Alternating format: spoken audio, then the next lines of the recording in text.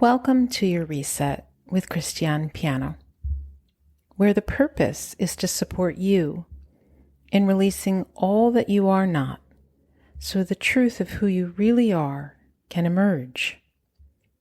This is accomplished through working with the BodyMind from an ontological perspective. We use various modalities to support you in supporting yourself exactly where you are, so that you may return to an experience of wholeness and ease, moment by moment. Deep reflection is one of the greatest tools through which to do this.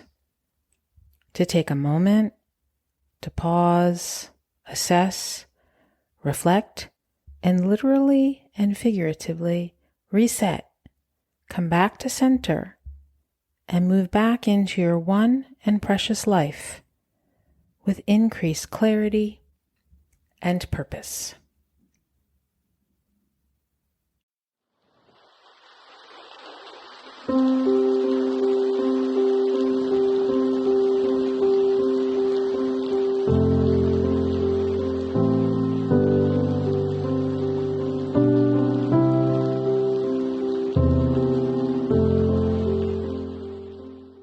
Hello and welcome.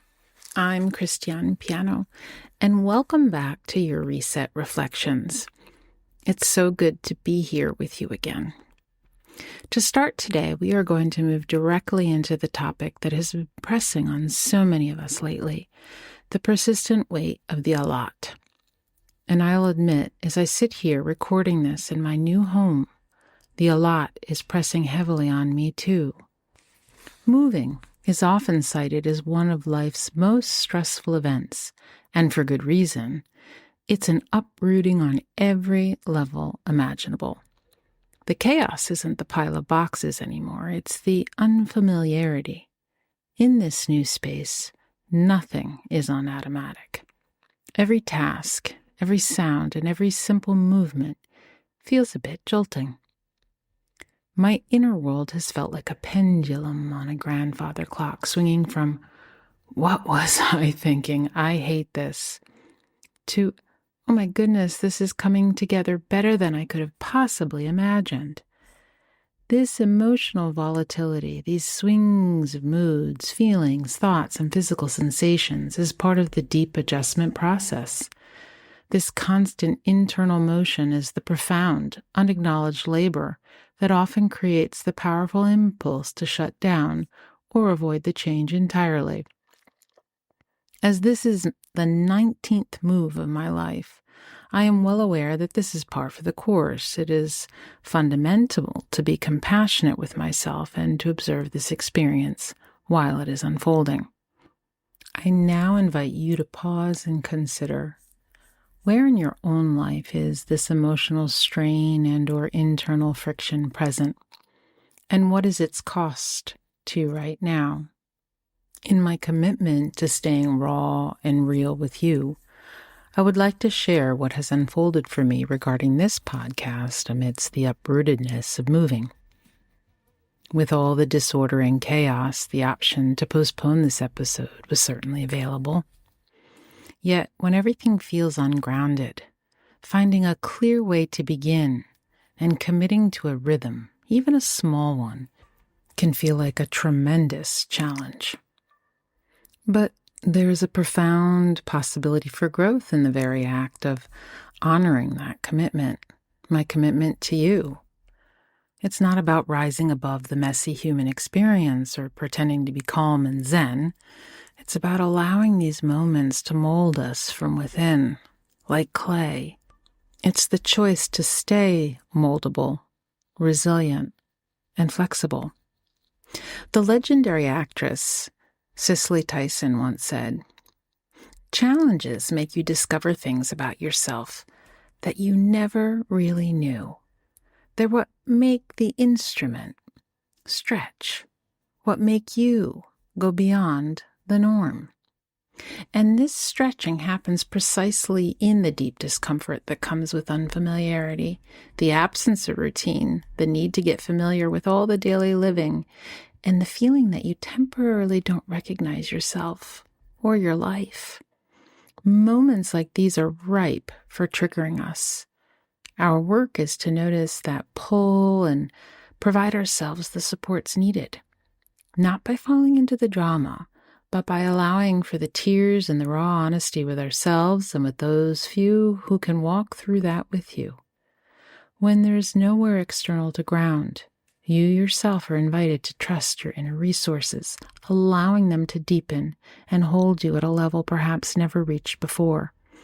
This is what it truly means to care for ourselves through it all, ensuring we can bounce back and continue living amidst the chaos. And this fundamental choice brings us to the core of this episode. The a lot is the emotional, logistical, and mental pressure that can result in experiencing scatteredness and physical overwhelm.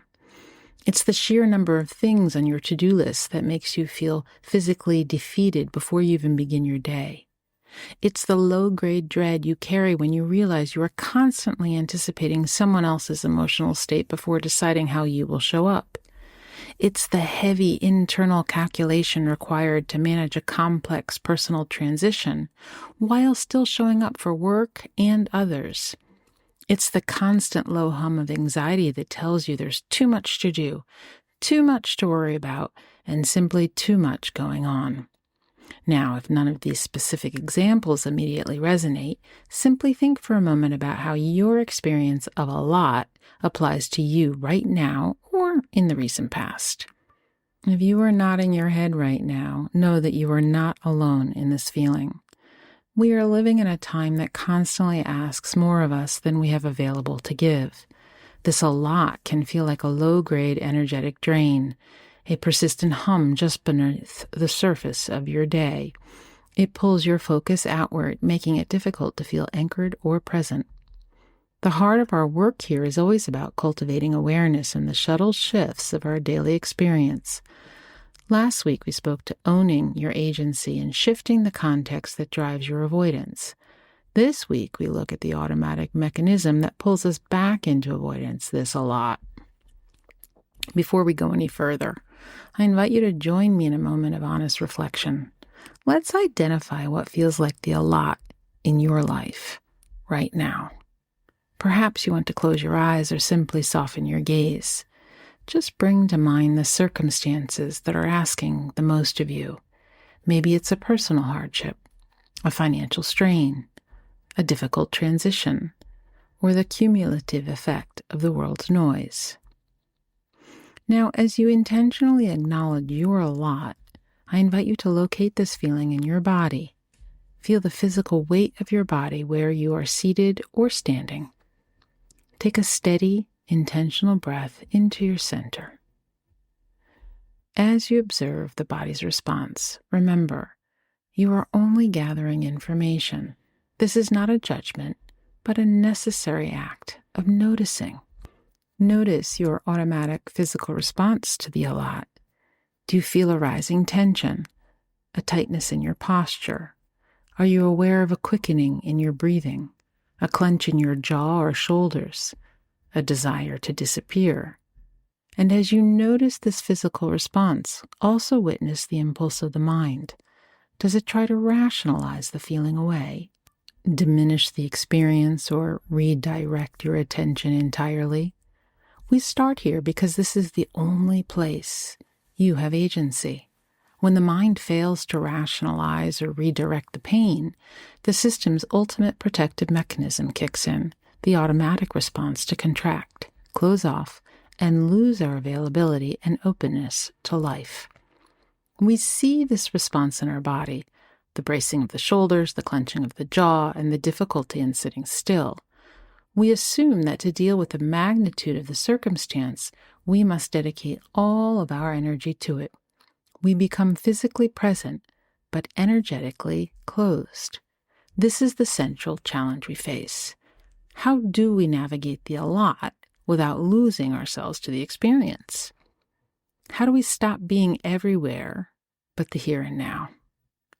This shift in perspective requires us to meet the experience with supportive awareness. When we are truly aware of what is unfolding, we are present. And when we are present, we can show up for ourselves in a way that resists neither the experience nor the uncomfortable feeling. As Eleanor Roosevelt wisely stated, the purpose of life is to live it, to taste experience to the utmost, to reach out eagerly and without fear for newer and richer experience. We cannot taste life to the utmost if we are energetically closed. This commitment requires us to leave the mental plane and enter the physical reality of the body.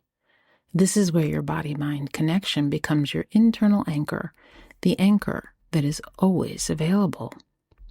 Now, to understand the power of this internal anchor, we must first confront the force that pulls us away.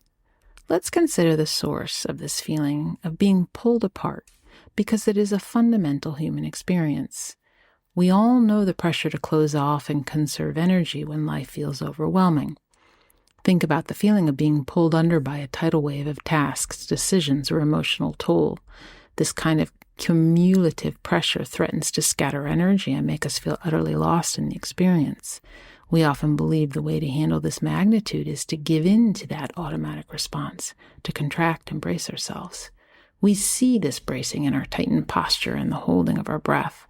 Our system attempts to make us small, invisible, or energetically sealed off, believing that by closing down, we can escape from the experience of the moment.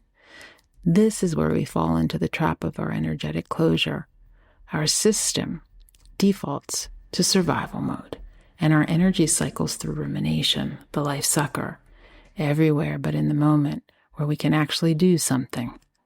This closure is the avoidance we discussed last week, the magnet pulling us back into a context of powerlessness. When we are in this state of closure, we are frantically searching for the familiarity we lost, cycling through what-if scenarios. This is why you feel everywhere but the here and now. Your energy is seeking control in the past or future, not agency in the present. The practice of embodied engagement is necessary precisely to bring our focus and our power back to the moment we can actually influence. And this need for embodied engagement becomes intensely real for me in the middle of one of my most intense allots, the period of preparation and uprooting before my recent move. A move, as many of you know, is not just about the physical logistics. It's the emotional weight of dismantling a home, packing the memories into boxes, leaving walls that suddenly feel hollow, traveling to a new location, and then attempting to create that feeling of home all over again. And so I found myself operating in that state of logistical and emotional strain. My natural response was to contract, focus only on the tasks, hold my breath, and create physical, emotional, and intellectual distance from everything that wasn't essential to the move. And yet, I had a deep desire to say goodbye to Maria, the lovely woman I've spoken about before. She and I had built a profound felt bond, a connection that existed beyond names, social structures, and common expectation. It was an example of pure, unfiltered humanity. The opportunity to say goodbye arrived. Upon seeing her, my face immediately eased into a soft smile. A gleam of light appeared in my eyes, and a warm sensation flooded my heart center. And that moment of connection wasn't a distraction from the chaos. It was a powerful reset.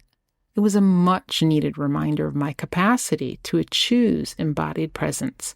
That simple, spontaneous act of openness was an immediate, powerful, energetic break from the state of contraction I had been experiencing. This allowed me to stop, anchor, and engage with her, to be open and available, and in doing so, I affirmed my internal resources.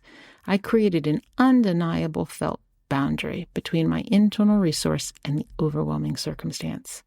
This interaction with Maria, this act of pure human connection, was only possible because I allowed for openness in a moment when my entire system was screaming for closure. This is the simple mechanism for dealing with the allot, practicing embodied engagement over overwhelm. The simple practice is the key to navigating the overwhelm. In Part 2, we'll dive deeper into the mechanics of why openness is the only true anchor. The life sucker is fueled by the major mental drag that comes with high-stakes stressors, such as the ceaseless organizing involved in a major relocation or the emotional fallout from a divorce. It is also fed by the cumulative noise of daily microtensions, the unresolved emails that sit in the inbox, the low-grade anxiety of waiting for a call, or the emotional toll of carrying an unstated concern for a family member. Let's pause together and check in. Which of these stressors, large or small, are currently demanding this kind of scattered energy in fueling your own energetic closure? Energetic closure is driven by the physical act of bracing, the resistance of the knot. Our shoulders rise, our jaw tightens, and our heart space closes to protect us from the pain or complexity of the allot. The gift of the smile, the connection with Maria, was possible because I interrupted the bracing. My physical expression of genuine connection signaled safety to her, but crucially, it signaled safety to my own nervous system. To move out of this bracing and into embodied engagement, we must shift our physical energy from closing to opening. Let's turn to your heart space anchor, which is the literal center of your openness and engagement. The action required here is not a forced meditation, but a simple physical interrupt, a conscious embodied invitation to open the chest, soften the throat, and allow the shoulders to drop. This simple, subtle opening is one of the ways you can reclaim energetic availability. This physical opening allows for a flow of energy that is unavailable when you are bracing. You are signaling, I am safe enough to be open and available. We all have different ways of finding this somatic stillness. I invite you now to choose the simple practice that feels most immediately supportive to your system right now. This could be a focused breath, a moment of grounding through your feet, or a specific movement that helps you soften the bracing. If you are looking for grounded, practical tools to deepen your internal resources, especially if you found that generic approaches don't offer the somatic depth you need, I would like to gently encourage you to seek out specific niche services. It can be challenging to find resources that move beyond the surface-level techniques and offer truly embodied practice. Knowing that resources like my very own Your Reset BodyMind Wellbeing Video On Demand Resource Center exists can be the first step in creating that reliable anchor. When you engage in this heart space anchor, you are reminding yourself that you are the container for the experience. You are stating, I am here, and I am meeting this experience. This embodied engagement is the most powerful act of self-support because it invites awareness of what is unfolding, allowing you to meet yourself as you are without overriding with the rational mind or losing yourself in the experience. It works in two key ways. Scattering decreases and presence grows. The frequency of the scattering decreases, and when it arises, you gain immediate access to reflection, the clarity to see the allot without being consumed by it. This allows you to hold both the chaos and your capacity for presence simultaneously. You anchor connection. You create the capacity to offer and receive genuine connection, which becomes a powerful source of support. For example, Maria's simple kindness was a life-giving nutrient that I could only assimilate because I was open enough to receive it. Your goal this week and throughout your life is not to override the chaos, but to commit to the practice of embodied engagement. Every time you feel the pull toward energetic closure, use your heart space anchor and the pause to open up and return to center. Commit to showing up and be available to your life If you are ready to deepen your capacity for this kind of embodied engagement through intentional one-on-one work, this is the realm of BodyMind maturation.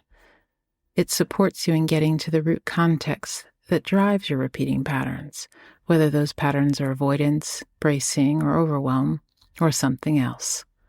I invite you to explore my one-to-one work and book a complimentary consultation. You can find all the details and sign-up links in today's show notes or on my website directly. Thank you for engaging in this reflection with me today. That commitment to supportive presence is the greatest act of self-support and the purest form of the reset. I look forward to connecting with you again next week on your Reset Reflections, and feel free to share this episode with anyone who you think will find it supportive, like, or follow. Be well.